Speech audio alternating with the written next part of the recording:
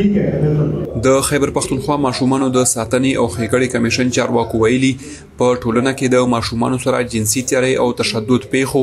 کم عمرۍ ودونو او په سکولونو کې بدني سزاګانو مخنیوي دپاره یې هلې ځلې پیل کړي دي. چارواکو ویلي د ماشومانو ژغورنې دپاره به دوی په ټولنه کې عام وګړي، میندې او پلران، استادان او نورو خلکو ته پوهه ورکوي چې دغو پیښو مخنیوی وشي. د ماشومانو د حقونو فعال عمران ټکر ویډیو ته وایي په خیبر پختونخوا کې د ماشومانو د خوندي کولو لپاره داسې یو میکانیزم جوړول غواړي چې پکې د ټولو خلکو رایې شامله وي. نو زما خپل خیال دی چې دواړه ایټ ا ټایم سیوا شوي دي، هم ریپورټینګ سیوا شوي دي او مو سره کیسز کې اضافه شوي ده. هغه ځان له بحث دی چې ولې او څنګه، خو دا چې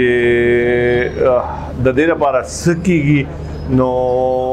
په حکومتي کچ کې موږ وګورو یا په دولتي غیر سرکاري ادارې چې کومې دي غیر دولتي، هغوی هم کار پیل کړی دی او د ډېر وخت یې پیل کړی دی او خصوصا ډېر زیات کار شروع دی په دې اړه باندې کله نه چې دا پیښې زیاتوالی شروع شوی دی.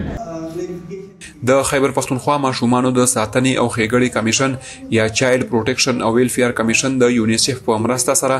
د ماشومانو په اړه داسې یوه تګلاره جوړول غواړي چې ماشومان او د هغوی پلارانو ته پوهه ورکړلی شي. د یادې ادارې مشر اعجاز محمد خان ویډیو ته وویل د ټولنیزو رسنیو یا سوشل میډیا په وجه د ماشومانو سره جنسي تیاریو او نورې پیښې ډېرې ریپورټ کیږي.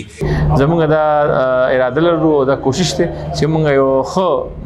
سوشل بیهیویر کمیونیکیشن چینج سټریټجي چې کوم دی هغه بیره جوړ کړو او بیا د هغې د لاندې پراپر ایکشن پلان وي چې موږ مطلب دا دی چې په پرایورټیز باندې کم ایشوز چې کوم دی ګورو. نارملی تاسو ګورئ لکه اوس نن سبا چایلډ سیکشوال ابیوز چې کوم دی هغه ډېر هائی پرایورټي ایشو ده. د دې نه علاوه که تاسو ګورئ ارلی فورس میریجز چې کوم دی هغه زموږ په صوبه کې د سټیسټکس ډېر هائی پرایورټي ایشو ده. د دې نه علاوه چې کوم دی چلډرن ان کانفلکټ وذ لا راځي کوم ماشومان نو هغې هم چې کوم دی ډفرنټ بلا ایشوز دي، نو داسې ډفرنټ ایشوز دي موږ پرایورټایز کړو. اعجاز محمد خان وایي د ماشومانو په ضد د تشدد، کم عمرۍ ودونو او نورو پیښو مخنیوي دپاره دوی وخت په وخت ګامونه اوچتوي.